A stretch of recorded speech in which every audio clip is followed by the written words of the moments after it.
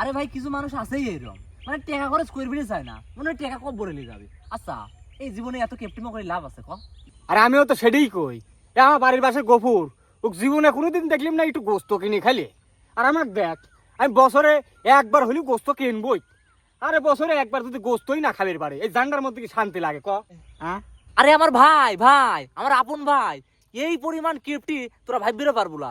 একটা জামা ছিঁড়ে গেলি কতবার যে সেলাই করে, আর আমার যদি একটা জামা ছিঁড়ে যায় আমি সর্বোচ্চ গেলি 7 বার সেলাই করবো, তারপরে আমি জামা ছেড়ে দিই। আর এই যে আমার স্যান্ডেল, এই স্যান্ডেল যদি ছিঁড়ে যায় আমি প্রথমে ভালো করে সেলাই করি, তারপর কয়দিন চলে, তারপরে 3-4 বার গুনি দিয়ে সেলাই করি, ও তারপরেও কিছুদিন চলে, তারপরে আমি পেরাক মারি কয়েকদিন চললে চলবি, না চললে আমি নতুন একটা কিনে নিই। একটাই তো জীবন। আচ্ছা এত কিপটিমো করে লাভ আছে ক? আমিও তো তাই কই, এ মানুষ মরার পর কি ধন সম্পত্তি কবর নিয়ে যাবে নাকি? আমার বউ একটা সাবান 6 মাস ব্যবহার করে, আমার জায়গায় যদি অন্য কোনো কেপটির হাতে পড়তি তাহলে কি হইতি ক? এ তোরে কথা আমার মাথার উপর দিয়ে যাচ্ছে, চ চা খাবো। না রে, আমি সেদিন চা খাইছি, 2 মাস হয়ই নাই, এত চা খাইলে আবার অভ্যেস হয়ে যাবে না। এ ও চা খাবি না, তো আমরা কি হলি রে, কি হলি, কি হলি? কি হলি রে? হাসপাতালে লাগবে, দাঁড়া। হাসপাতালে মেলা টাকা লাগবে নি, যদি আইসত ভর্তি করা লাগে ইসা 300 টাকা দিয়ে কাপড়গুলো ডাইরেক্ট দাফন করে দিই।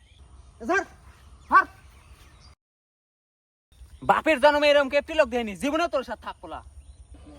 এই জন্যই কারো উপকার করি মনে হয় না, অল্প টাকা ওর কাম সারি দিবি চালিম, ওর গ্রাহ্য হলি না। না